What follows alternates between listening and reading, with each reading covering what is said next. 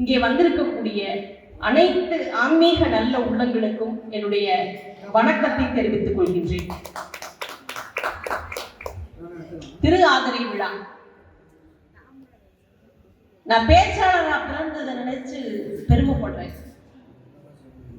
ஏன் பெருமைப்படுறேன் அப்படின்னா, இங்கு உள்ளவர்கள் எல்லோரும் ஒவ்வொரு துறையில் பணிபுரிந்து கொண்டிருக்கிறீர்கள். துறை சார்ந்து நீங்கள் வேலைக்கு செல்ல வேண்டும். ஆனால் என்னுடைய துறையே இறைவனை பாடுவதுதான். என்னுடைய பிழைப்பே இறைவனை பாடுவதுதான். அதனால் தான் சொன்னேன், நான் பேச்சாளராக இருப்பதில் பெருமை கொள்கிறேன். மற்றவர்களுக்கு இந்த வாய்ப்பு கிட்டுமோ கிட்டாதோ தெரியாது. நீங்கள் நினைத்தால் உங்களுடைய தொழில் சார்ந்த வேலைகளை விட்டு இறைவனை பாட வேண்டும் என்று திருவாசகமும் திருப்புகழும் படிக்க வேண்டும். சற்று சிரமமாகத்தான் இருக்கும். ஆனால் எங்களை போன்ற பேச்சாளர்களுக்கு அப்படியே கிடையாது. இறைவனை பாடினால்தான் எங்களுக்குரிய சன்மானமே கிடைக்கும். அந்த வகையில் பெருமை என்பது குறி. இறைவன் எங்கிருக்கிறான்? இறைவன் எல்லா இடத்திலும் நீக்கமர நிறைந்து இருக்கிறான். எப்பவுமே மனித குலத்திற்கு என்ன ஒரு பெரிய சாபக்கேடு அப்படின்னா,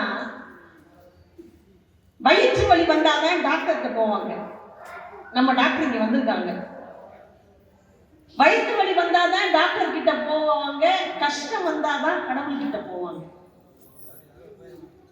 இறைவன் எல்லா நேரமும் நம்மை பார்த்து கொண்டே இருக்கிறான். நமக்காகவே வாழ்கிறான் இறைவன். அப்படிங்கிறதுக்கு ஒரு உதாரணம் இந்த கதை. கஷ்டம் வந்தாதான் கடவுள்கிட்ட போவோம், வயிற்று வலி வந்தாதான் டாக்டர்கிட்ட போவோம். நல்ல உடம்பு நல்லா இருந்துச்சாலும் மருத்துவர் யாரவன் அப்படின்னு கேட்போம். கஷ்டம் வர்ற வரைக்கும் கடவுளா யாரு, எந்த ஊர்ல இருக்காரு அப்படின்னு கேட்போம். நம்ம ஒரு மனுஷன் கடவுள்கிட்ட போய் அக்ரிமெண்ட் போட்டான். கடவுளே, இன்பத்திலையும் நீ கூட வரணும், துன்பத்திலையும் நீ கூட வரணும் அப்படின்னு அக்ரிமெண்ட் போட்டான். ஒரு படம் கூட வந்துச்சு, அக்ரிமெண்ட் போடுற படம். ஒரு வருஷத்துக்கு மட்டும் மன வாழ்க்கைன்னு ஒரு படம் வந்துச்சு.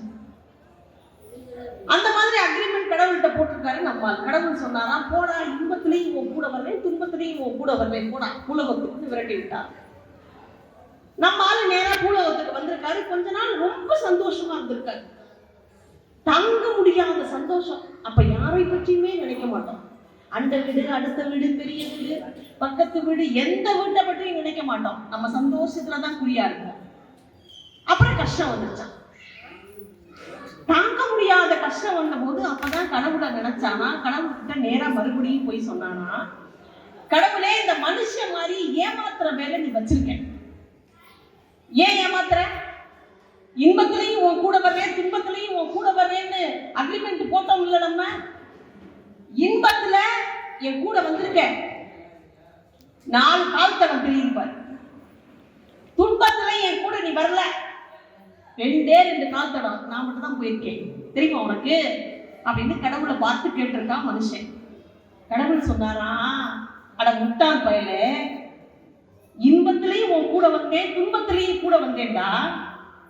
இன்பத்துல 4 கால் தடம் தெரியுதுன்னு சொன்னேன்ல, உன்னை கைப்பிடிச்சு கூட்டிட்டு வந்தேன். இன்பத்துல, துன்பத்துல நான் வரல, 2 கால் தடம் தான் தெரியுதுன்னு சொன்னேன்ல, அது உன் கால் தடம் இல்லடா, அந்த 2 கால் தடமும் ஏன் கால் தடம். இன்பத்துல கையை பிடிச்சு கூட்டிட்டு வந்த நான், துன்பத்துல உன் எண்ணெய் உன் தலையில வச்சு தூக்கிட்டு வந்தேன்டா, அது உன் கால் தடம் இல்லடா, இது ஏன் கால் தடம் அப்படின்னா. நாமளா நினைச்சிட்டு இருக்கோம், கடவுள் ஏன் நமக்கு கருணை புரிய மாட்டேங்கிறாரு அப்படின்னு நாமளா நினைச்சுக்கிட்டு இருக்கோம். ஆனா கடவுள் எல்லா நேரத்திலையும் நம்ம கூட வர்றாரு. கடவுள் எல்லா நேரத்திலையும் நம்ம கூட வர்றாரு. அவர் வராத நேரமே கிடையாது. எல்லா நேரத்திலையும் கடவுள் நீக்கமர நிறைந்து இருக்கிறான். மனித பிறவியா பிறப்பது என்பது ஒரு அரிய வாய்ப்பு. அந்த வாய்ப்பு எப்போ கிட்டுங்கிறது மனித குலத்திற்கு தெரியாது. அவ்வை சொன்னால, அரிது அரிது மானிடராய் பிறத்தல் அரிது, கூர் குருடு செவிடு பேடு நீங்கி பிறத்தல் அதனினும் அரிதுன்னா. மானிடராய் பிறப்பது அவ்வளவு அரிது. அதுலயும் கூன் குருடு செவிடு நீங்கி பிறத்தல் என்பது எதுவுமே இல்லாம ஊனமுற்றவர்களா இல்லாம பிறக்கிறது அதனினும் அரிது அப்படின்னு அவ்வை சொன்னாடா. இன்னைக்கு நம்ம மனுஷ குலமா பிறந்ததை நினைச்சு பெருமைப்படணும். ஆறறிவு பகுத்தறிவு உடையவர்கள் நாம. அவ்வை சொன்னால அரிது அரிதுன்னு சொன்னால. யார் மனிதன்? சாதாரண போயிட்டு இருக்கும்போது எதிர்த்தாப்புல யாராவது வந்தாங்கன்னா நல்லா இருக்கீங்களா? நல்லா இருக்கேங்க, ரொம்ப நல்லா இருக்கேன். கஷ்டம் வந்தாலும் சொல்றவங்க இருக்காங்க. அடுத்தவங்களை பார்த்தா நல்லா இருக்கீங்களா அப்படின்னு. ஏன்? என்னோட நலன்ல உனக்கு என்ன இருக்கிற? உன் வேலையை பார்த்துட்டு போ. இப்ப எனக்கு 10,000 ரூபாய் பணம் தேவை, உன்னால தர முடியுமா? அவன் நல்லா இருக்கீங்களான்னு கேட்ட ஒரு வார்த்தைக்கு இவ்வளவு பனிஷ்மெண்ட் அவனுக்கு, இவ்வளவு பேச்சும் ஏச்சும். மனிதர்களில் பலவிதமாக இருக்கிறார்கள் இல்லையா? யார் மனுஷன் அப்படின்னு வள்ளலாரை பார்த்து ஒரு நிர்வாண சன்னியாசி சொன்னான், இவன் தான் மனுஷன்.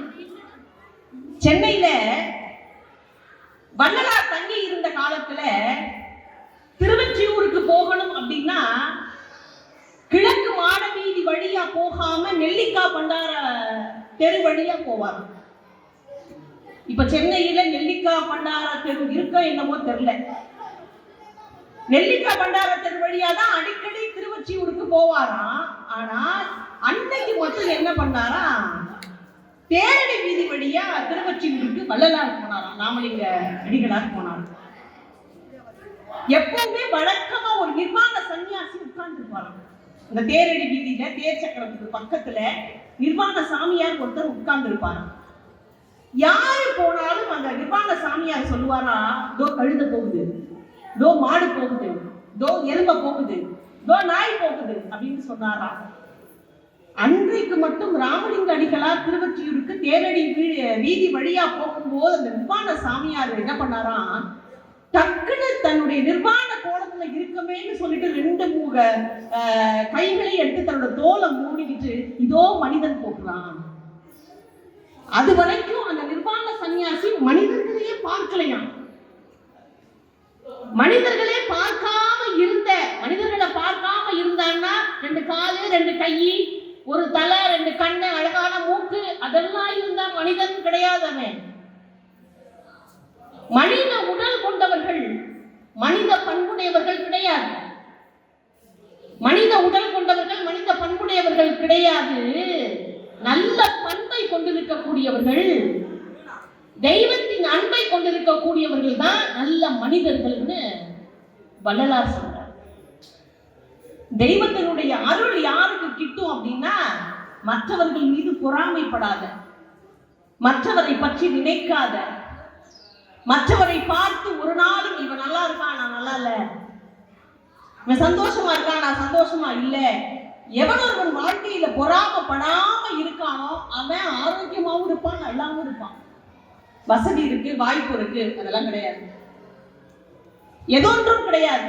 பாவம் செய்யாதவர்கள் இந்த உலகத்திலேயே கிடையாது. எல்லாரும் அவரவருக்கு தகுந்த மாதிரி ஏதேனும் ஒரு பாவம் செய்திருக்கிறார்கள். அதுக்கு ஒரு உதாரணம் உண்டு, திரு ஆதிரை விழா. இந்த திரு ஆதிரை விழா கர்ண பரம்பரை கதைகளாக, செவி வழி செய்திகளாக நமக்கு எவ்வளவோ புராண கதைகள் சொல்லுகிறார்கள். பார்க்கடலை கடையும் போது அதிலிருந்து வந்த விஷத்தை, ஆழகால விஷத்தை எம்பெருமான் உண்ட காரணத்தினால் நீலகண்ட பெருமான் ஏன் பேர் வந்துச்சு அப்படின்னா, அந்த ஆழகால விஷத்தை உண்ணும் போது அந்த தொண்டை பகுதியில் மட்டும் நீல நிறமாக இருந்தது. அந்த விஷத்தை விழுங்கும் போது மயங்கி விழுந்து விட்டார் சிவபெருமான். ஏன் பெண்கள் இருக்கிறாங்க, திரு ஆதிரை விரதம் ஏன் இருக்காங்க அப்படின்னா, மயங்கி விழுந்த சிவபெருமான் மீண்டும் எழ வேண்டும் என்று பார்வதி தேவி கடும் தவம் இருந்தார். இன்றைக்கும் பெண்கள் வீட்டில் திருவாதிரை களி செய்து, திருவாதிரை ரொட்டி செய்து, சுமங்கலி பூஜை செய்து கணவன் நன்றாக இருக்க வேண்டும் என்று நம் பெருமானிடம் வேண்டுகிறார்கள் என்றால், கர்ண பரம்பரை கதையாக சொல்லக்கூடிய செய்தி சிவபெருமான் மீண்டும் எழ வேண்டும் என்று பார்வதி தேவி தவம் இருந்திருக்கிறார். அதுதான் திரு ஆதிரை விரதமாக கொண்டாடப்படுகிறது என்று சொல்லுகிறார்கள். இன்னொரு விஷயம் என்ன அப்படின்னா, பதஞ்சலி முனிவருக்கும் வியாக்கிரபாதருக்கும் சிதம்பரத்திலே நடராஜ பெருமான் திருநடனம் ஆடி காட்டினார். அது திரு ஆதிரை விழாவாக கொண்டாடப்படுகிறது என்று ஒரு ஆன்மீக பூமியாக, பக்த பூமியாக இந்த தமிழ் தேசம் திகழ்கிறது என்றால் காரணம் வழி வழியாக நாம் வந்த வாழ்க்கை முறைதான். இன்றைக்கு ஆன்மீக சொற்பொழிவில் நான் கொடுத்திருக்கக்கூடிய தலைப்பு அவன்தாள் வணங்கி. அவன்தாளை வணங்காமல் நாம் இருக்க முடியுமா? திருவாசகத்திற்கு உருகார், ஒரு வாசகத்திற்கு உருகார் என்று சொன்னார்கள். மாணிக்க வாசகரை பார்த்து ராமலிங்க அடிகள் சொன்னார், வான் கலந்த மாணிக்க வாசகான் என் வாசகத்தை நான் கலந்து பாடுங்கால் நற்கருப்பன் சாற்றினிலே தேன் கலந்து பால் கலந்து செழுங்கனி தீஞ்சுவை கலந்து என் ஊன் கலந்து உயிர் கலந்து உவட்டாமல் இருப்பதுவே அப்படின்னா எப்படி பாடியிருக்க? அந்த திருவாசக பாடலை பாடும் போதே மேனியில் மெய் சிலிர்க்கும்.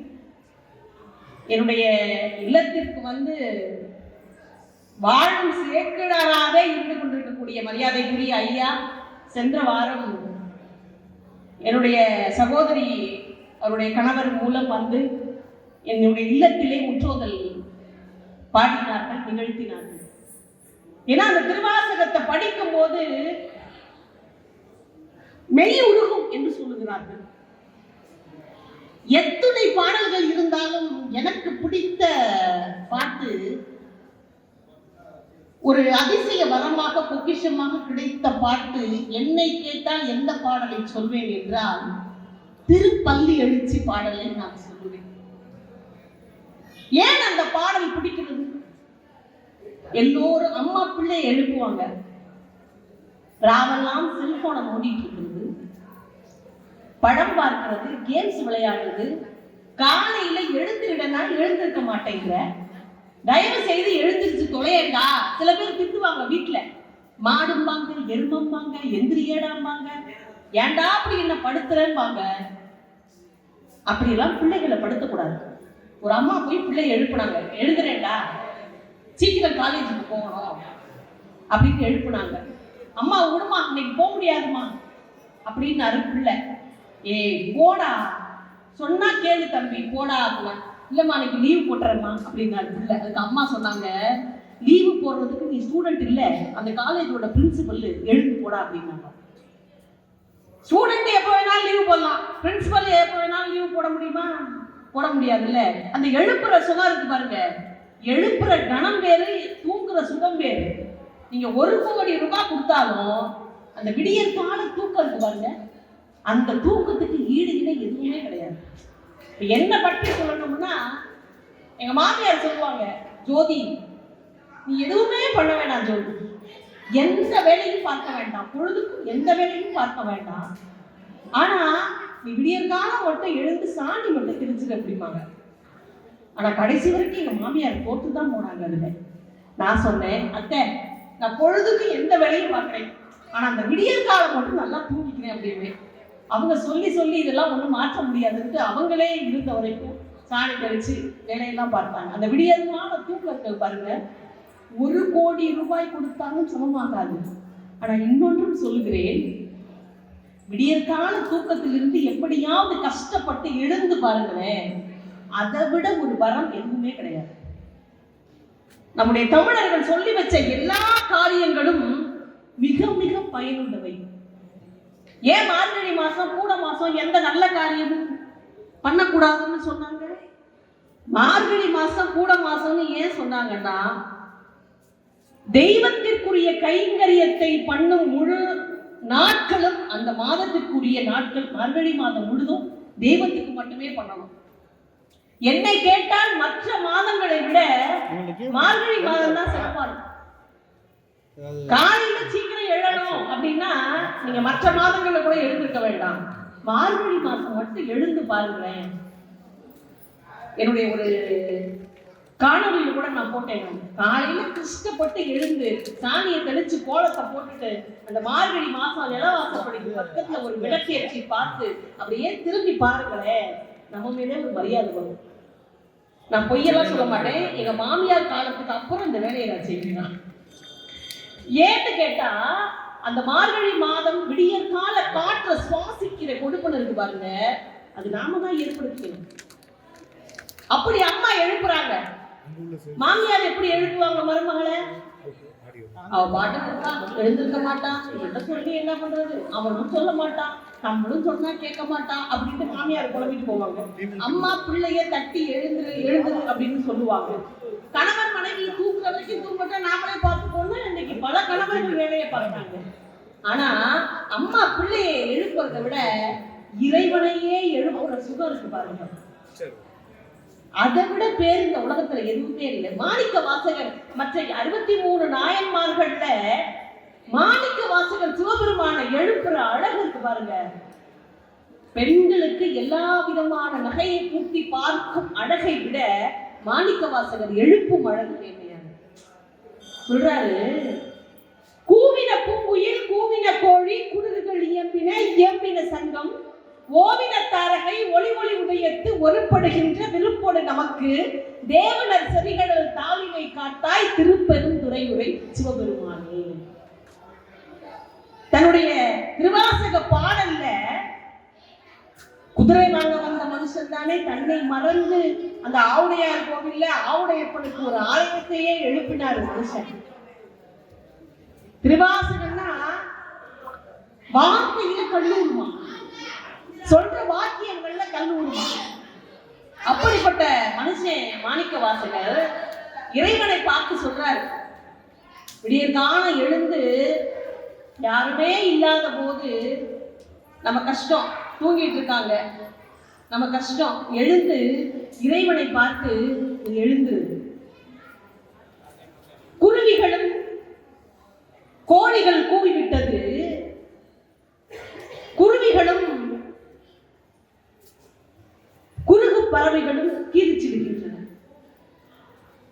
கோழிகளும் குருவிகளும் கூவிவிட்டது, குறுகு பறவைகள் கீரிச்சிடுகின்றன, சங்குகள் முழங்கும் ஒளி கேட்கிறது, நட்சத்திரங்கள் சூரிய ஒளியில் கலந்தது போல. எப்படி போறாரு பாருங்க மாணிக்க வாசகர். அந்த விடியற் காலையில மெதுவா விடிஞ்சு இந்த நட்சத்திரங்கள் வந்து காலையில எப்போ கலக்கும், சூரியனோட எத்தனை மணிக்கு கலக்கும் சும்மா சொல்லுங்களேன். நான் ஒரு கேள்வி கேட்டேன்னு வச்சுக்கோங்களேன், உங்களுக்கு தெரியுமான்னு நான் கேட்கல, உங்களுக்கு தெரிஞ்சது எனக்கும் தெரியணும்னு நான். எத்தனை மணிக்கு நட்சத்திரங்கள் கலக்கும்? 5:30 மணி மெதுவா. அப்பதான் என்றான் நுழைவாய் சூரியனுக்குள்ள கலக்க ஆரம்பிக்கும். என்ன சொல்றாரு, நட்சத்திரங்கள் சூரிய ஒளியில் கலந்தது போல நானும் என்னுடைய மனதில் விருப்பம் கொண்டு உன்னை காண வேண்டும் என்று வந்துள்ளேன். கோழிகள் கூவி விட்டதா? அப்பெல்லாம் கோழி 5 மணிக்கு கூச்சு, 3 மணிக்கு முதல் சாமத்துல கூவும், 5 மணிக்கு அதுக்கப்புறம் கூவுச்சு, 6 மணிக்கு கூட கூவுச்சு. இப்பெல்லாம் கூவ வேண்டிய கோழி புறப்பட்டு கால மாற்றத்துல இன்னைக்கு குருவிகளே கிடையாது. அந்த டவர்னு ஒண்ணு வந்த காரணத்தினால, செல்போன் இருக்கிற காரணத்தினால, அந்த டவர் இருக்கிறதுனால குருவிகள் கூட்டமே அழிந்து கொண்டிருக்கிறது. அவைகள் வந்து நம்ம எழுப்போம், எழுந்திருங்க சீக்கிரம் எழுந்திருங்கன்னு கோழிகளும் குருவிகளும் எழுப்பும். நட்சத்திரங்கள் சூரிய ஒளியில் கலந்தது போல நான் உன்னை காண வேண்டும் என்று விருப்பம் கொண்டு வந்துள்ளேன். உன்னுடைய காலை அந்த காலை காட்டு, உன்னுடைய காலை காட்டு, தேவனர் செறிகளில் தாளினை காட்டு, உன்னுடைய திருவடியை எனக்கு காட்டு. எமக்கு எளிமையானவனே, எனக்கு ரொம்ப எளிமையானவன். ஒரு பெரிய பணம் இன்னைக்கு பிரதமரை பார்க்க முடியுமா? போய் பிரதமரை இன்னைக்கு பார்க்க முடியுமா? பிரதமருக்கெல்லாம் பிரதமர் நம்மால் சிவபெருமான். இன்னைக்கு அம்பானியை போய் பார்க்க முடியுமா? பார்க்க முடியாது. ஆனா சிவபெருமான நினைச்சா, நம்ம லால்குடி சப்த ரிஷீஸ்வரரை நினைச்சா வந்து பார்த்துட்டு போகலாம். அதற்குத்தான் சொல்றாரு மாணிக்க வாசகர், எளிமையானவனே, ரொம்ப எளிமையா இருக்கீங்களே ஐயா, தேவர்களும் மற்றவர்களும் அறிய முடியாதவனே, எமக்கு எளிமையாய் காட்சி தருபவனே, உறக்கத்தில் எழுந்து வாருங்கள். என்ன கொடுப்பன, என்ன பேர்? அப்ப இறைவனை எழுப்பும் போது நாமளும் எழுந்திருக்கலாம் இல்லையா? அப்படி ஒரு வாய்ப்பை இறைவன் நமக்கு தருகிறார். அடுத்த வரியில போடுறாரு, அதுதான் ஹைலைட்டே. இன்னிசை வீணையர் யாழினர் ஒருவாள், இருக்கொடு தோத்திரம் இயம்பினர் ஒருவாள், துண்ணிய பிணைமலர் கையினர் ஒருவாள், சென்னியில் அஞ்சலி கூப்பினர் ஒருவாள். நீங்க இந்த காலகட்டத்திலையும் என்ன போய் கேட்போம்? மாவட்ட ஆட்சியர் அலுவலகத்துல போய் என்ன கேட்போம்? எனக்கு முதியோர் உதவி தொகை அப்ளிகேஷன் ஃபார்ம் போட வந்திருக்கேனா அப்படின்னு கேட்போம். அதற்கடுத்து யாராவது வசதி உள்ளவங்கள்ட்ட மகளுக்கு கல்யாணம் பண்ணணும், ஐயா எனக்கு வட்டி காசு கொடுங்க அப்படின்னு போய் கேட்போம்ல. மாணிக்கவாசகர் என்ன சொல்றாரு? அவர்கள் படும் கஷ்டங்கள் எல்லாம் மனித குலத்திடம் சொல்வதை விட இறைவனிடம் சொன்னால் எல்லாம் நிறைவேற்றி கொடுப்பானே, அப்படிப்பட்ட இறைவனிடம் எல்லா மக்களும் வந்திருக்கிறார்கள். வீணையோட ஒருத்தங்க உட்கார்ந்துருக்காங்க, காலையிலேயே இசை வாசிக்கிறதுக்கு வீணையோட உட்கார்ந்துருக்காங்க. இருக்கொடு தோத்திரம் இயம்பினர் ஒருவார், உன்னை பற்றிய நாமத்தை, உன்னை பற்றிய ஸ்லோகங்களை சொல்லிக்கொண்டே இருக்கிறார்கள். ரெண்டு கையை கூப்பி, அப்பா எப்போ எனக்கு தருவ? நீங்க எல்லாத்தையும் சொல்லி புலம்புறதை விட இந்த சப்த ரிஷீஸ்வரர்கிட்ட வந்து, ஐயா எப்ப எனக்கு தருவ, எப்ப எனக்கு மனதறிவு கிடைக்கும் அப்படின்னு வேண்டுற அழகு இருக்கு பாருங்க. அதைத்தான் மாணிக்கவாசகர் சொன்னார். செண்டியில் அஞ்சலி கூப்பினர் ஒருவார். ஆண்கள் எல்லாம் என்ன பண்ணுவாங்க? தலைக்கு மேல கையை உயர்த்தி இரு கையையும் கூப்பி இறைவனை வணங்குவாங்கல்ல. அதுதான் ஆண் எப்படி வணங்கணும், பெண் எப்படி வணங்கணும்னு மாணிக்கவாசகரே சொல்றாரு. ஆண்கள் எப்படி வணங்கணும் அப்படின்னா, ரெண்டு கையையும் தூக்கி சாஷ்டாங்கமா விடணுமா. இது ஏன்? இதுலயும் ஒரு இது இருக்கு. பெண்கள் அப்போ சிற்றாடை மட்டும்தான், சேலை மட்டும்தான் அணிந்தாங்க. சேலையில பாதி அப்போ. இப்பெல்லாம் கிடையாது. சினிமாவில பற்றாத ஆடைதான். அப்ப சிற்றாடை, அப்ப பத்தாத ஆடை. ஆண்கள் என்ன பண்ணுவாங்க? சாஷ்டாங்கமா ரெண்டு கையையும் உயர்த்தி மேல உயர்த்தி கும்பிடணுமா. பெண்கள் என்ன பண்ணணுமா? ரெண்டு கையையும் தன்னுடைய நெஞ்சுக்கு நேரா வச்சு கும்பிடணுமா. எப்படி சொல்லி கொடுத்தாங்க பாருங்க பண்பாட்டை. இது நம்முடைய முன்னோர்கள் நமக்கு சொல்லி கொடுத்தது. மாணிக்கவாசகர் சொல்றார், கரம் கூப்பி பாட்டுல எடுத்த உடனே இருக்கேன், தென்னாடுடைய சிவனே போற்றி எந்நாட்டவர்க்கும் இறைவா போற்றி அப்படின்னு பாடல வச்சாங்கல்ல. தென்னாடுடைய சிவனே போற்றினா, நீங்க தமிழ்நாட்டுல நின்று பாத்தீங்க அப்படின்னா திருச்சியில இருந்து போக போக போக தெற்கு பகுதி தென்னாடுடைய சிவனே போற்றி. இந்தியாவில இருந்து பாத்தீங்கன்னா மேற்கு ஓரமா இருக்கும், தெற்கு பகுதியில இருக்கும் இந்தியா. உலக அளவுல பார்த்தா தென்னாடுடைய சிவனே போற்றி எந்நாட்டவர்க்கும் இறைவா போற்றின்னு ஏன் மாணிக்கவாசகர் சொன்னாரு? எல்லா மதங்களையும் கடந்தவன் சிவபெருமான். தென்னாடுடைய சிவனே போற்றி எந்நாட்டவர்க்கும் இறைவா போற்றின்னு மாணிக்கவாசகர் சொல்றாரு. அப்படின்னா எல்லோருக்குமே பொதுவான கடவுள் சிவபெருமான். இந்த விளக்கத்தை ஒரு இந்துவாகிய நான் ஆன்மீக சொற்பொழிவாளராக இருந்து சொல்வதை காட்டிலும் ஒரு கிறிஸ்தவர் சொன்னார் பாருங்க, தென்னாடுடைய சிவனே போற்றி எந்நாட்டவர்க்கும் இறைவா போற்றி. நீ பொதுவானவன், நீ உலகத்தை ஆள்பவன் அப்படின்னு சொன்னாங்க. அப்படின்னா அதனாலதான் மாணிக்கவாசகர் சொன்னாரு, தென்னாடுடைய சிவனே போற்றி எந்நாட்டவர்க்கும் இறைவா போற்றி. பள்ளி எழுச்சி பாடல்கள்ல ஒவ்வொரு பாடலும் அழகு. திருச்சாடல் பாடல்ல ஒவ்வொரு பாடலும் அழகு. அப்படின்னா இறைவனோட கைங்கரியத்தால்தான் நாம இன்றைக்கு நல்லா இருக்கணும் அப்படின்னு நினைக்கிறோம். நம்ம மாணிக்கவாசகர் திருவாசக பாடல்ல போட்டுப்பாரு, தாயை சிறந்த தயாவான தத்துவனே. அப்ப அம்பாள் நேரடியா வீட்டுல இருக்க முடியாதுங்கிறதுக்காக தான், அம்பாள் வீட்டுல நேரடியா இருக்க முடியாது அப்படிங்கிறதுக்காக தான் அம்மாவை படைச்சாங்களாம். நேரடியா அவங்க இருக்க முடியுமா? ஒவ்வொரு வீட்லையும் நம்ம சமயபுரத்து மாரியம்மன் நேரடியா அவங்க இருக்க முடியுமா? எழுத்தாளர்கள் எழுதுறாங்க, சமயபுரம் மாரியம்மனை பார்க்க போகும்போது ஒவ்வொரு பெண்ணும் தான் தாய் வீட்டுக்கு போற மாதிரியே போகலாம். என்ன கஷ்டம் வந்தாலும் சரி, அம்மாவை போய் பார்த்துட்டு வந்துடுறேன். நான் பெத்த தாயை விட அம்மாவை போய் பார்த்து வந்துடுவேன் அப்படின்னு சொல்லி போறா அப்படின்னா, மாணிக்க வாசகர் ஏன் தாயை சிறந்த தயாவான தத்து கொண்டேன்னு சொல்லணும்? அந்த வரிகள் கொஞ்சம் நம்மளை கோபப்படுத்துற மாதிரியே இருக்கும். ஒவ்வொரு பெண்ணுக்கும் தாயை சிறந்த தயாவான தத்துவனே, மாசற்ற சோதியே, மலர்ந்த மலர்ச்சுடரே, தேசனே, தேனார் அமுதே சொல்றாருல. அம்மா பிள்ளைகளை பார்த்துக்குவா. நல்லா பட்டணம் போடு, கண்டபடி சுத்தாத, அங்கே இங்கே அலையாத, எங்கேயும் போகாத அப்படின்னு அம்மா பிள்ளைய கண்டிஷன் போடுவாங்க. பத்திரமா பார்த்து போடுற.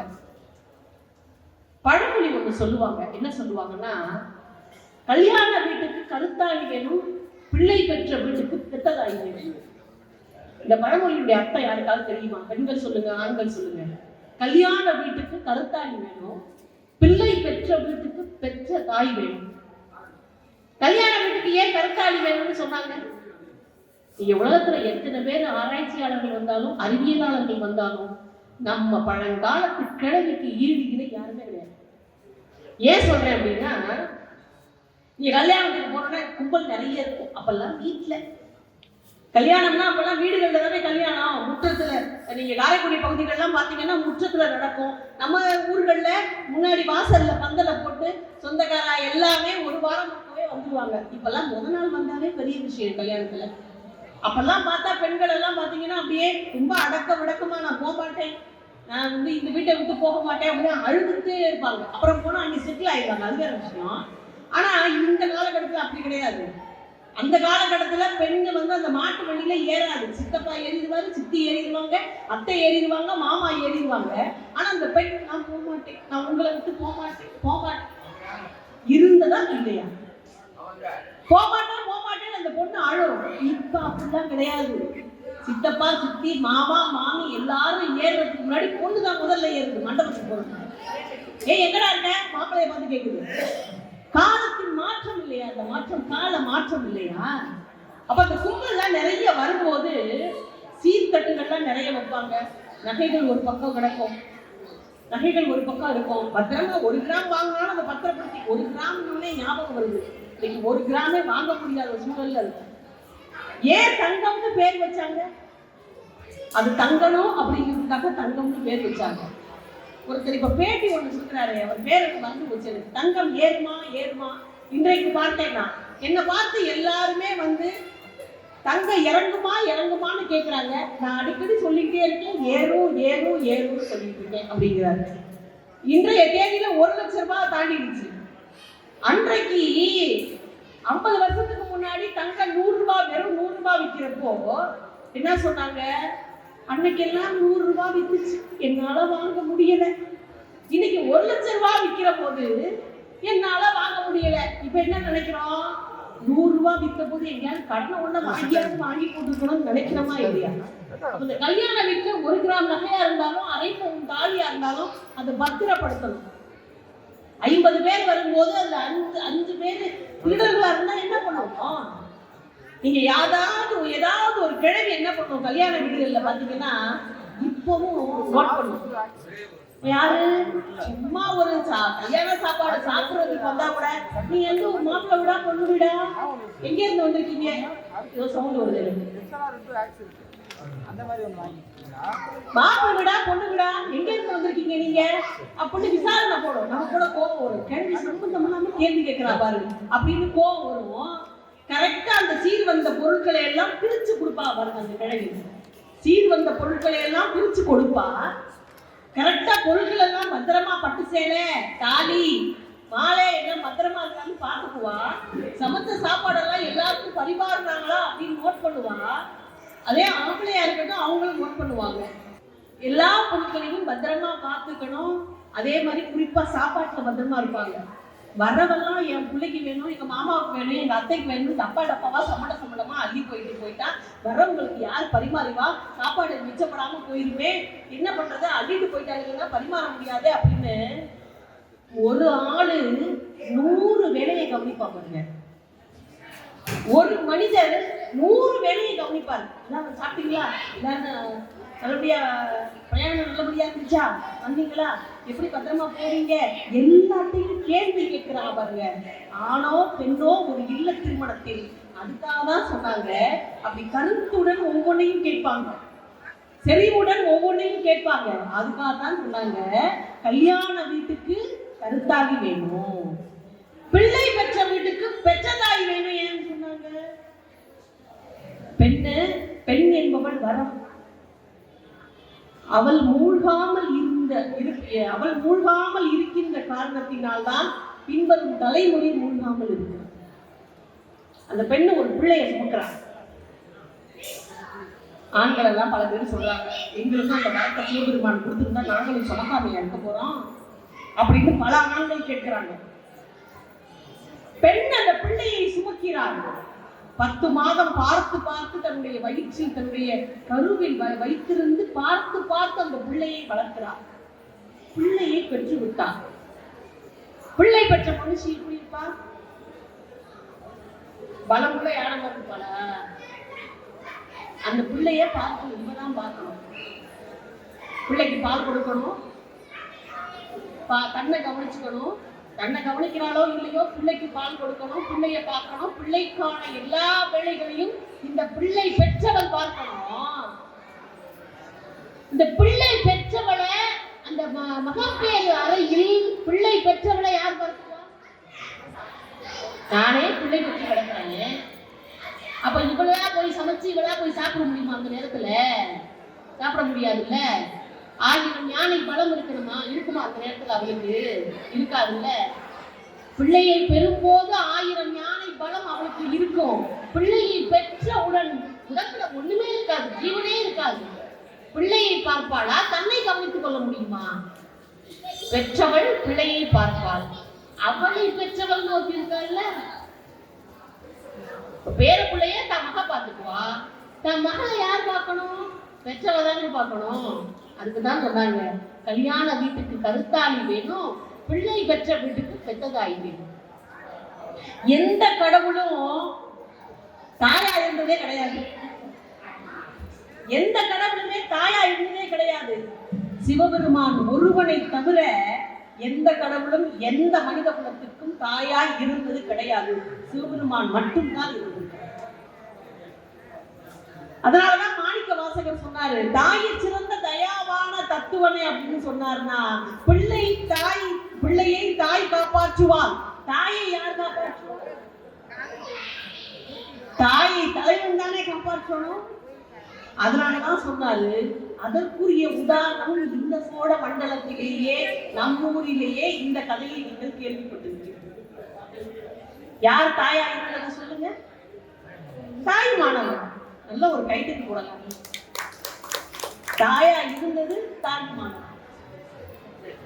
அந்த கதைகளை கேட்கும் போது, அப்படி ஒரு கதையை கேட்கும் போது உடைய மேலையெல்லாம் சிலிர்க்கும். ஸ்ரீரங்கம்ங்கிறது ஒரு தீவுன்னு சொல்லுவாங்க, தெரியுமா? அது ஒரு தீவு. இந்த பக்கம் கொள்ளிடம், அந்த பக்கம் காவிரி. ஒரு காவிரி 2ஆ பிரிஞ்சு வருது. நடுவுல ஸ்ரீரங்கம் ஒரு தீவா இருக்கு. ஒரு பெண், நம்மை போல ஒரு பெண் கரு உண்டாகி இருக்கிறார். அம்மா அடிக்கடி வந்து பார்த்துட்டு போவாங்க. அந்த நேரத்துலதான் தாயினுடைய அரவணைப்பு ஒரு பெண்ணுக்கு மிக அவசியமான ஒன்று. தாய் வந்து அந்த பிள்ளைய, ஸ்ரீரங்கத்தில் இருக்கக்கூடிய பிள்ளைய தாய் வந்து காவிரிக்கு அக்கறையிலிருந்து வந்து பார்த்துட்டு போவாங்க. அந்த பிள்ளை பெறுவதற்குரிய நாள் வந்து விட்டது. அம்மா சொல்லிட்டு போனாங்க, நான் அந்த நேரம் பார்த்து 10 மாதம் நிறைவடையும் போது, இப்பெல்லாம் 8 மாதத்திலே எடுத்துடுறாங்க பிள்ளைய. கேட்டா இன்குபேட்டர்ல வைக்கிறேன். அம்மா ஒரு ஹாஸ்பிட்டல்ல இருக்காங்க, பிள்ளை ஒரு ஹாஸ்பிட்டல்ல இருக்கு. நான் லால்குடியிலேயே பார்த்துருக்கேன். பிள்ளை 1 மாசத்துல பிறந்துருச்சு, இப்ப ஆப்ரேஷன் பண்ணி எடுத்துடணும். பிள்ளைய கொண்டு போய் நம்ம திருச்சியில வச்சிருக்காங்க. அம்மா லால்குடியிலே இருந்த நிறைய மருத்துவமனைகள் நான் பார்த்திருக்கிறேன். 10 மாதம் நிறைவடையும் போது நான் வந்து விடுகிறேன் என்று தாய் சொல்லிவிட்டு போய்விட்டார். 10வது மாதம் வந்துருச்சு. பெருவெள்ளம் வரக்கூடிய காலம். ஐப்பசி கார்த்திகை இதுல அப்பெல்லாம் மாதம் மும்மாறி மழை பெய்ஞ்சான். இப்ப எப்ப, அதாவது பனிக்காலத்துல மழை பெய்யுது, மழை காலத்துல பனி பெய்யுது. கோடை மழை குறுக்கடிப்புன்னு சொல்லுவாங்களே, கேள்விப்பட்டிருக்கீங்களா? கோடை மழை குறுக்கெல்லாம் அடிக்கிறது இல்லை, 10 நாள் தொடர்ந்து அடிக்குது மழை. எப்ப வருதுன்னு யாருக்குமே தெரிய மாட்டேங்குது. 10வது மாதம் நிறைவடையும் போது நாளை குறித்து கொண்டு நான் வருகிறேன் என்று பெற்றவன் சொல்லிவிட்டு சென்று விட்டான்.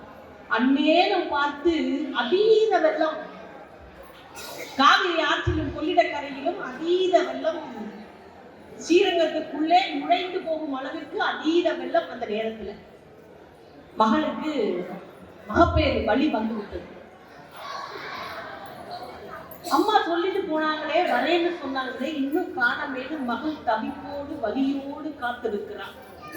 அம்மா வந்துட்டான்.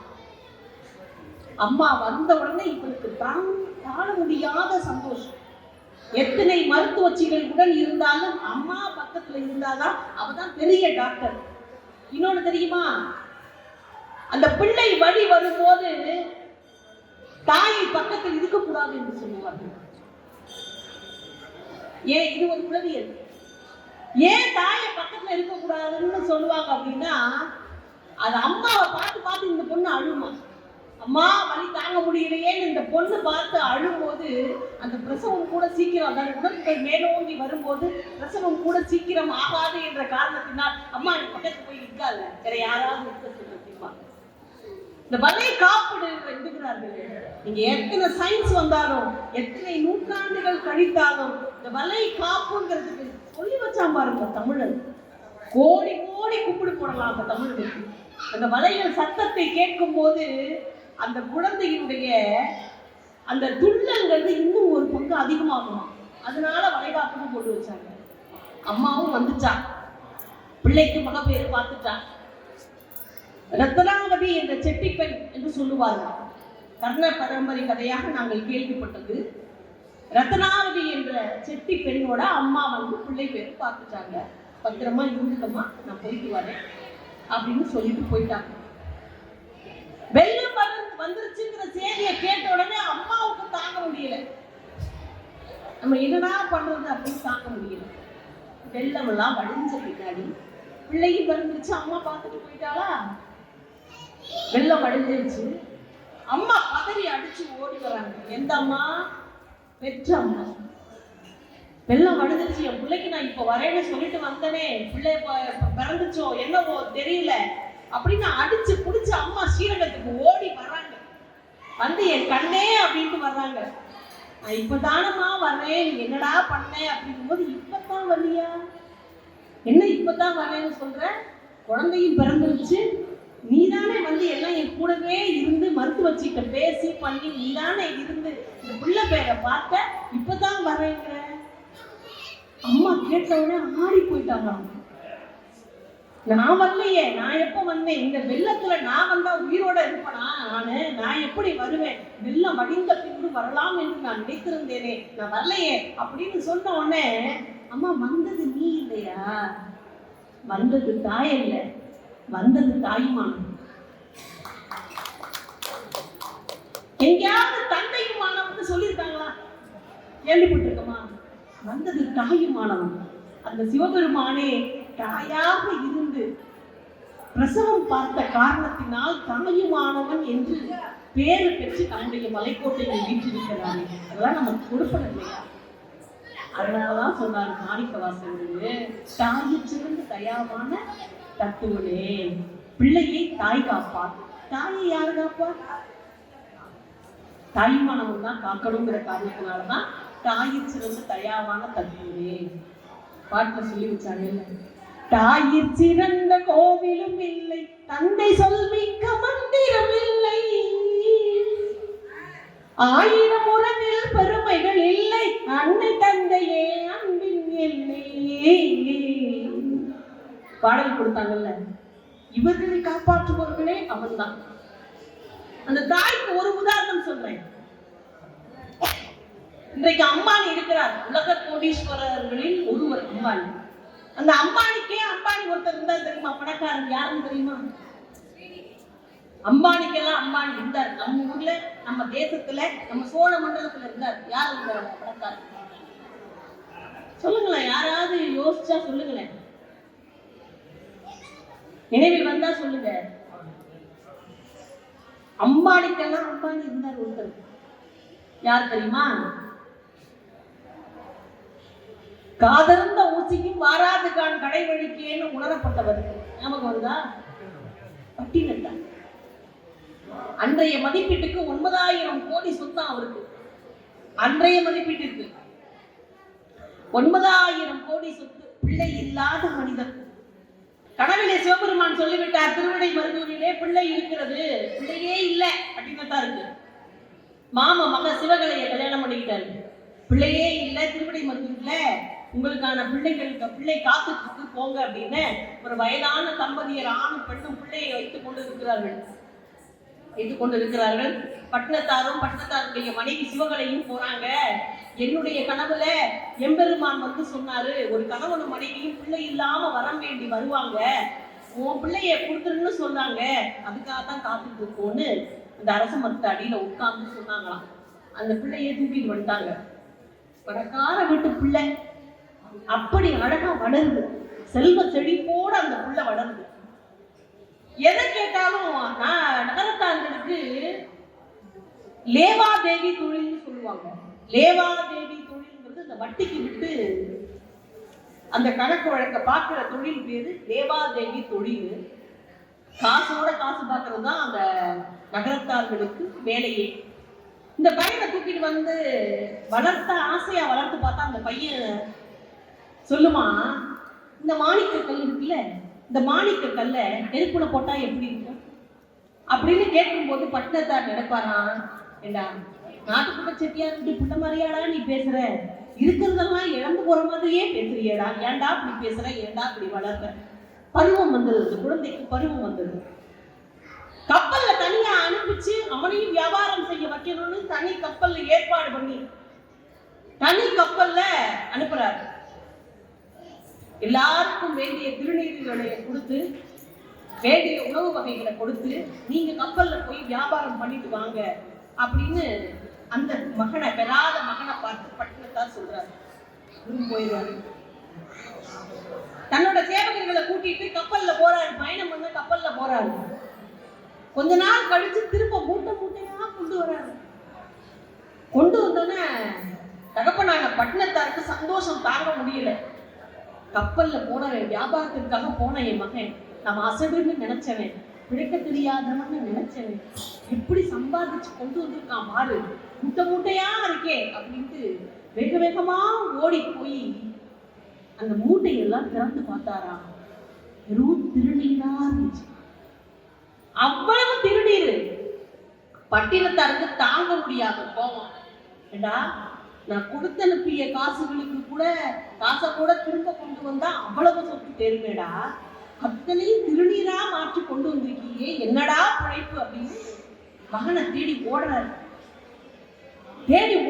மகன் அவங்க அப்பத்தா கிட்ட போயிட்டான். நம்ம அப்பாயிமோ பாட்டிமோ அவங்க அப்பத்தான்னு சொல்லுவாங்க. அந்த காரைக்குடி பகுதிகள் எல்லாருமே அப்பத்தான்னு சொல்லுவாங்க. அப்பாவை அப்பச்சிமாங்க, தாய் மாமனை அம்மான்னு சொல்லுவாங்க. அம்மாட்ட போய் கேட்கிறாரு, எங்க மாமன்? இல்லப்பா காணோம், என்கிட்ட வந்து சொன்னா அப்பத்தா அப்பாவுக்காக அந்த பெட்டியில ஒரு வச்சிருக்கேன், எடுத்து பார்க்க சொல்லுங்க அப்படின்னு சொன்ன. இப்ப இந்த திருநீற்று மூட்டையோட கொண்டு வராது, பட்டினத்தார் கொண்டு வராது. கொண்டு வந்து எங்க மாவன்னு சொல்லிட்டு, இங்க பாருமா என்ன சம்பாதிச்சு கொண்டு வந்திருக்கான், என் பேரை பாருமா நீ அப்படின்னு சொல்லிட்டு பிரிச்சு காட்டுறாரு.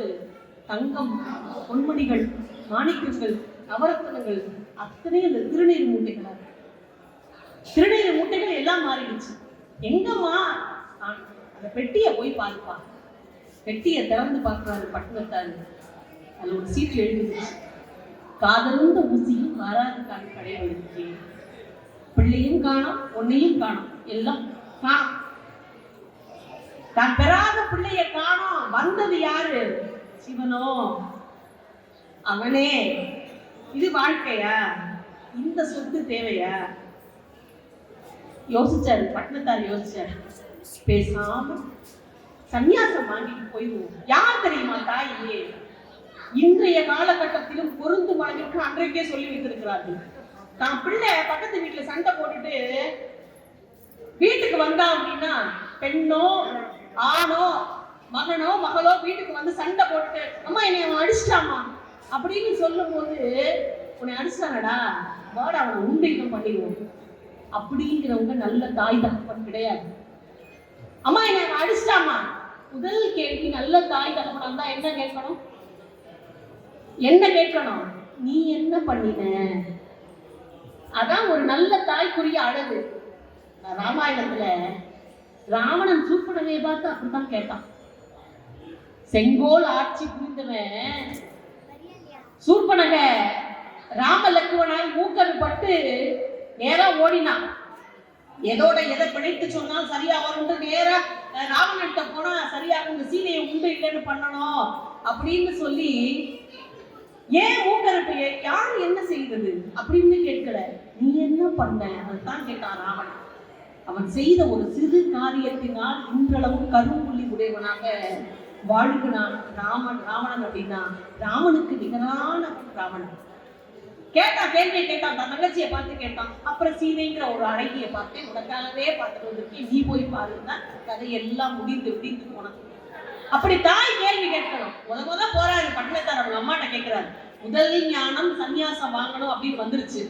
பட்டணத்தார் போறாரு, போய் எங்க அம்மாட்ட சொல்றாரு, அம்மா நான் சன்னியாசம்மா வாங்கலான்னு இருக்கேம்மா அப்படின்னு சொன்னோன்னே அந்த அம்மா, சன்னியாசம் போயேன். இப்ப நம்ம என்ன சொல்லி அழுவோம்? ஏண்டா நான் பத்திருக்கிறதே ஒரு பிள்ளைடா, அப்பெல்லாம் 12 பிள்ளை டஜன் இருக்கும். இப்ப ஆண் ஒண்ணு பெண் ஒண்ணு, இப்ப அதுவும் இல்லை, ஒன்னே ஒண்ணு இந்த காலகட்டத்துல. அப்போ அம்மா சொன்னாங்களாம், ஒரே பிள்ளை, ஒரு பெண்ணு ஒரு ஆண். மகள் பேரு தில்லையம்ம, மகன் பட்டினத்தார். அம்மா நான் போறேன்மா சன்னியாசம் போயே. அந்த அம்மா எடுத்த உடனே சொன்னாங்களாம், இந்த சொத்து என் மாமனார் சொத்து, இந்த சொத்துக்கள்லாம் என்னுடைய மாமனாருடையது. நீ சன்னியாசம் போறேன்னு சொல்ற, காஷாயம் கட்டிட்டு வந்திருக்க. சன்னியாசம் போகணும்னா காஷாயம் கட்டக்கூடாது, கோவணம் கட்டணும். நீ காஷாயம் கட்டிருக்கல, கோவணத்தை கட்டிட்டு வா அப்படின்னு அம்மா சொன்ன உடனே 2வது ஞானம் பிறந்தது பட்டணத்தார். கோவணம் மட்டும்தாண்டா உனக்கு சொந்தம் அப்படின்னு 6 கோவணத்தை மட்டும் நம்ம பட்டணத்தார் எடுத்து வச்சுட்டார். திரும்ப போகணும், சன்னியாசம் போறேன்னு சொல்லிட்டாரு. அந்த அம்மாவும் சரின்னு சொல்லிட்டாங்க. சரின்னு போறேம்மா, அம்மா போயிட்டு வரேம்மா அப்படிங்கிறாரு. போறது சன்னியாசம், அப்புறம் ஏன் வரேங்க? அந்த அம்மா கேட்டாங்க, பட்டணத்தாரோட அம்மா கேட்டாங்க, நீ போறது சன்னியாசம், நீ விருந்தாளியா போகலடா, சன்னியாசம் வாங்கிக்கிட்டு போற, போயிட்டு வரேன்னு சொல்லாத, போறேம்மான்னு சொல்லு, வரேம்மான்னு சொல்லாத. அப்ப அந்த வார்த்தையை சொல்லும் போது அந்த தாய்க்கு எவ்வளவு வலி இருந்திருக்கும் நெஞ்சில. 3வது ஞானம் பிறந்தது பட்டணத்தாருக்கு. போறாரு, சரிம்மா நான் போயிட்டு வரேம்மா, போறேம்மா அப்படின்னு சொல்லிட்டு போயிட்டாரு. போயிட்டு தீட்சை வாங்கணும். என் மாமனாருன்னா தீட்சை வாங்கின மனிதருக்கு ஒருத்தர் இருக்காரு, அவரு திருவிடை மருத்துவத்துல இருக்காரு, நீ போய் தீட்சையை வாங்கிட்டு அதுக்கு பிறகு போதம்பி அப்படின்னு சொன்ன உடனே தீட்சையை வாங்கிட்டு சன்னியாசி என்ன பண்ணணும்? உணர்ந்த காரணத்தினால் பட்டணத்தார் சொல்லணும், ஒரு சன்னியாசி எப்படி இருக்கணும்னு பட்டணத்தார் சொல்றாரு. பேய் போல் திரிந்து பிணம் போல் கிடந்து இட்ட பிச்சை எல்லாம் நாய் போல் அரித்து நரி போல் உடன்று. பேய் போல திரியணுமா, ஒரு குழந்தை மாதிரி இருக்கணுமா சன்னியாசி. இன்னைக்கு சன்னியாசி பல பேர் இருக்க முடியறதில்லை, அவங்களால இருக்க முடியறதில்லை. நாம குறையும் சொல்ல முடியாது, ஏன்னா காலம் அப்படி கிடக்குது. போயிட்டு பிச்சை வாங்கணும்ல, வீடு வீடா போய் பிச்சை வாங்கணும்ல. முதல் பிச்சை எங்க தெரியுமா வந்தாரு? நான் அம்மா கிட்டே வந்தாரு. வீடு இருக்க, தாய் இருக்க, வேட்டுமனை ஆள் இருக்க, வீடு இருக்க, ஊடு இருக்க, பிள்ளைகளும் தாம் இருக்க, மாடு இருக்க, கஞ்சு இருக்க, வைத்த பொருள் இருக்க, கூடு இருக்க, நீ போனதென்ன கோலமே. இப்ப எவ்வளவு பெரிய மாளிகை, வீடு அவ்வளவு பெரிய மாளிகை இருக்கு. அந்த பக்கம் மாடு கட்டி கிடக்க, ஆடு கட்டி கிடக்கு, செல்வம் கொட்டி கிடக்குடா. இதெல்லாம் வேண்டாம்னு சொல்லிட்டு அவன் பிச்சை எடுக்க வர்றான் அப்படின்னா அந்த துறவரத்துக்கும் என்ன தில் இருக்கணும்? அதுக்கு ஒரு தில் இருக்கணும்ல. வந்தான், அம்மா தாயே பிச்சை அப்படின்னு கேட்கும் போது எல்லாரும் சுற்றி நின்று பார்த்தாங்களாம். இவ்வளவு பெரிய பணக்காரனா பிச்சை கேட்கிறான். நீங்க மனித குலம் மாறவில்லை. இன்றைய நிலையில யாராவது ஒரு பணக்காரர் எல்லாத்தையும் முதலில் தள்ளிட்டு அம்மா பிச்சைன்னு யாராவது கேட்க தயாரா இருக்காங்களா? அவசியமும் கிடையாது. ஆனா நீங்க பட்டினத்தார் கேட்டார். அப்போ அந்த அம்மா என்ன தெரியுமா சொன்னாங்களா? ஒரு நல்ல தாய்க்குடி அழகு சன்னியாசிக்கு திருவோடு ஏன்னு கேட்டாராம். அதுக்கு அந்த அம்மா சொன்னாங்களாம், சன்னியாசிக்கு திருவோடு கூட சொந்தமா? திருவோட்டை அப்பவே தூக்கி போட்டாராம் மனுஷன். திருவோடு கூட உனக்கு சொந்தமாக இருக்கக்கூடாது. திருவோடு வைத்திருந்தாயானால் இது என்னுடைய திருவோடு, இது எனக்கான திருவோடு, நான் சாப்பாடு வாங்கி இதில் சாப்பிடுவேன்னு இது சொந்தம்னு வச்சிருக்க பாரு, நீ சன்னியாசி கிடையாது. அப்பவும் அந்த அம்மா தெரிஞ்சு அதையும் வாங்கிட்டு போனாங்க. வாங்கிட்டு போன உடனே மடத்துல போய் தூங்கிட்டு இருக்காரு. தங்கச்சி தில்லையம்மை என்ன பண்றாங்க, தமக்கை தில்லையம்மை என்ன பண்றாங்க, தன் பிள்ளைகள் 2 பேர்த்துக்கிட்ட இந்த பழமொழி யாரேனும் அறிவீர்களா? தன்வினை தன்னை சுடும், ஓட்டப்பம் வீட்டை சுடும். இந்த பழமொழி தெரியுமா? இந்த பழமொழிக்குரிய அர்த்தம் இதில் இருக்கு. தமக்கை தில்லையம்மா தான் பிள்ளைகள் 2 பேர்த்தையும் அனுப்பிச்சுட்டு, மாமா அம்மான்னு வாங்க வீட்டுக்கு, இந்த சொத்து சுகமெல்லாம் போகுது, வீட்டுக்கு வாங்க அம்மான்னு உங்க அம்மா வர சொன்னாங்க, வாங்க அப்படின்னு போய் பட்டினத்தார போய் கூப்பிடுறாங்க. ஏதோ நடக்க போகுதுன்னு பட்டினத்தாருக்கு தெரியும். அவர் சன்னியாசம் வாங்கி போகும்போது கூட தமக்கை தில்லையம்மை சொன்னாங்க, எல்லா சொத்தும் எனக்கு தான். 4 பங்குல 1 பங்கு தில்லையம்மைக்கு, 3 பங்கு பட்டினத்தாருக்கு, அந்த 3 பங்கும் கோவிலுக்கு எழுதி கொடுத்தாரு பட்டினத்தாரு. ஏதோ நடக்க போகுது, என்னவோ பண்ண போறாங்க, இருக்கட்டும் அப்படின்ட்டு நேரா போனாரு. அந்த அம்மா உள்ள போன உடனே, அண்ணே வாண்ணே எனக்காக நீ வந்து, தம்பி வா தம்பி எனக்காக நீ வந்திருக்கிய நீனு அப்படின்னு சொல்லிட்டு அடுத்த வார்த்தை சொன்னாங்களாம், உன் பெண்டாட்டி சிவகலை இருக்கால, அவ பேர்ல எதுக்கு சொத்து? பிள்ளையும் இல்ல ஒண்ணும் இல்ல, நான் 2 பிள்ளைகளை வச்சிருக்கேன், நல்லா சாப்பிடு தம்பி, நல்லா சாப்பிடு. நம்ம வீட்லயும் சரி நம்ம ஊர்லயும் சரி பிள்ளைக்கோ சொந்தங்களுக்கோ கணவருக்கோ பரிமாறும் போதுதான் வீட்டினுடைய கஷ்ட நஷ்டம் எல்லாம் சொல்லுவாங்க. தமக்கை தில்லையம்மை சொல்றாங்க, அந்த சொத்தை பூரா அனாத சொத்தா போயிருந்தா என் பேர்ல எழுதி வச்சிருக்க அப்படின்னு பரிமாறினாங்களாம். வேண்டாம் போ அப்படின்னு சொல்லிட்டாங்க. வா அம்மா உங்களை கூப்பிடுறாங்க, அம்மான்னு கூப்பிடுறாங்க, வான்னு கூட்டிட்டு போனோன்னு, தம்பி வாடா தம்பின்னு அப்பத்தை சுட்டு கொடுத்தாங்களாம். அப்பத்தை சுட்டு கொடுத்தாங்களா. அந்த அப்பத்தை வாங்கி பார்த்தாராம் பட்டினத்தார். அப்பத்துக்குள்ள நீளம் வந்துருச்சு. அப்பத்துக்குள்ள நீளம் வந்துருச்சு. பட்டினத்தார் வாங்கி பார்க்கிறாரு. பார்த்துட்டு என்னையா கொல்ல போகிற அப்படின்னு நினைச்சிட்டு இந்த அப்பத்தை தூக்கி அப்படியே கூரை மேல போட்டாராம். கூரை பற்றி கொண்டு எரிந்ததாம். அப்போதுதான் பட்டினத்தார் சொன்னாராம், தன்னினை தன்னை சுடும் ஓட்டப்பம். மறுபடியும் அம்மா கிட்ட பிச்சை கேட்டு வரும்போது அந்த அம்மா சொன்னாங்களாம், காஷாயம் கட்டிக்கும் போது சொன்னாங்களாம், ஒரு சேலையை கிழிச்சு சின்னூண்டு துணியில அரிசியும் உப்பையும் கட்டி அவருடைய இடுப்புல முடிஞ்சு விட்டாங்களாம் அந்த அம்மா. இது என்றைக்கு கீழே விழுந்தோ அன்றைக்கு நான் மரணப்படுக்கையில் இருக்கிறேன் என்று அர்த்தம் அப்படின்னு சொன்னாங்க. சரி அப்படின்ட்டு போனோம்னா திருவிடை மருதூர்ல இருந்து திருவொற்றியூர் போனோம். திருவொற்றியூருக்கு போகும்போது அம்மா கட்டி விட்டு அந்த அரிசியும் உப்பும் என்னன்னு கூட பார்க்கலையா பட்டினத்தார். அந்த அரிசியும் உப்பும் நழுவி கீழே விழுந்துச்சான்.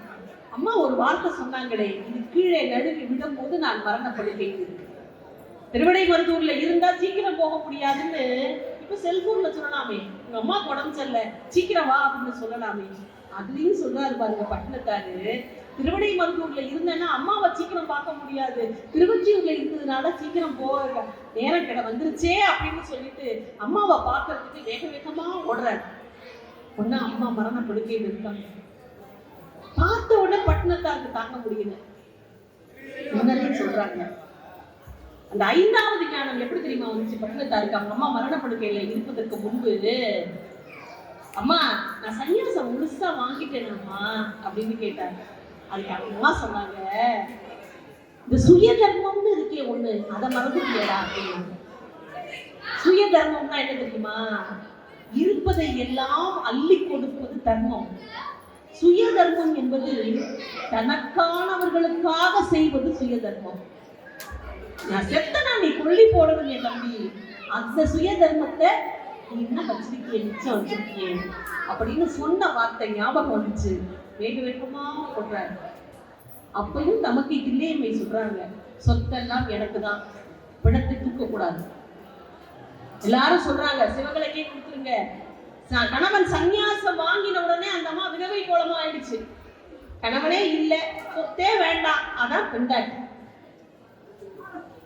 பெண் என்பவள் தன்னை ஆள்பவள் கிடையாது, தங்களை சார்ந்தவள்களை எல்லாம் பத்திரமாக பார்த்துக் கொள்பவள். அவள் தான் பெண். சிவகளை எதுவுமே தெரியாம நிக்குது. அந்த அம்மா பிணத்தை தூக்க கூடாதுங்கிறாங்க. உடனே பட்டினத்தாரு தூக்கித்தான் ஆகணும், சொத்தெல்லாம் நீயே வச்சுக்கப்போ அப்படின்னு சொல்ற சூழல்ல ஊரார் விடலை, கோவிலுக்கே கொடுத்துருங்க அப்படின்னு சொல்லி அம்மாவை தூக்கும் போது அப்பதான் சொன்னாராம், 2 திங்களாய் அங்கமெல்லாம் வந்து வெற்று பையல் என்ற போதே பதிந்தெடுத்து செய்ய கைப்புறத்தில் ஏந்தி கனகமுலை தந்தாலே எப்பிறப்பில் காண்பேன், எந்த பிறவிலையும் காண முடியாது. முந்தி தவம் கிடந்து 300 நாள் சுமந்து அள்ளியிடும் போதெல்லாம் அன்பை சேர்க்க வைத்தவள் இல்லையா? தொந்தி சரிய பெற்ற தாயார் தமக்கோ எரிய தழையுக்கு வேறு. இந்த 300 நாள் வயிற்றுல சுமந்து பார்த்து பார்த்து வளர்த்தாரே, அந்த தாய்க்கு நான் இன்னைக்கு கொல்லி போடுறேன் அப்படின்னு சொன்னாரே. அப்படிப்பட்ட மனிதர்களுக்கு தேடுபவன் இறைவன் இல்லையா? இறைவனே சரணம், சிவனே சரணம்னு கடைசியில பட்டினத்தாத்தனுடைய வாழ்க்கையை வாழ்ந்தார் அப்படின்னா, எப்பேற்பட்டவர்களுக்கும் பாடம் நடத்துபவன் நம் இறைவன். இறைவனை எல்லா காலத்திலும் மறக்காமல், எவர் காலிலையும் விழணும்னு அவசியம் இல்லை, அவன் காலில் விழுந்தான். அவன் காலில் விழுந்தா நமக்கான சுயமரியாதை நம்மோடு இருக்கும், நமக்கான தர்மம் நம்மோடு இருக்கும். யார் காலிலும் விழ வேண்டும் என்ற அவசியம் கிடையாது. ஆகையால் எந்த வகையில் பார்த்தாலும் நீங்கள் எப்படி அரிது அரிது மானிடராய் பிறத்தல் அரிதுன்னு சொன்னேன் இல்லையா? அது இளமையில் சொன்ன வார்த்தை. எனக்கு பிறப்பே வேண்டாம் கடவுளே, பிறப்பே வேண்டாம், உன்னுடைய இடத்தில் இருந்தால் போதும். பொன்னடிகளே வீழ்விட்டு காண்பேன்னு சொன்னார்ல, எல்லா பிறப்பும் பிறந்து இழைத்தேன் என் பெருமானேன்னு சொன்னார்னா, இளமையில நாம நினைக்கலாம் அரிது அரிது மானிடராய் பிறத்தல் அரிதுன்னு நினைக்கலாம். நாடி நரம்பெல்லாம் சுருங்கி ரத்தமெல்லாம் சுண்டி நம்முடைய அந்திம காலத்துல என்ன தெரியுமா நினைக்கணும்? இறைவனே உணர்ந்துக்கலாம். எல்லா பிறப்பும் எல்லாமே பிறந்துட்டேன், புல்லா பிறந்துட்டேன், மதமா பிறந்துட்டேன், பதவையா பிறந்துட்டேன், பாம்பா பிறந்துட்டேன், தேவராய் பிறந்துட்டேன், மனிதராய் பிறந்துட்டேன், அசுரராய் பிறந்துட்டேன், எல்லாம் முடிஞ்சு போச்சு. எல்லாம் நான் பார்த்து பழகிட்டேன். இனி எந்த பிறப்பும் வேண்டாம்னு எப்போ சொல்லுவோம்னா, இளமை விடுத்து முதுமை சொல்லுவோம். அவன்தால் வணங்கினால் அனைத்தும் ஆரோக்கியம், அனைத்தும் நல்லதே நடக்கும் என்பதை சொல்லி எனக்காக அருமையான வாய்ப்பை வழங்கிய சப்த ரிஷீஸ்வரர் ஆலயத்தின் விழா குழுவினருக்கும் நன்றி கூறி விடைபெறுகிறேன். நன்றி, வணக்கம்.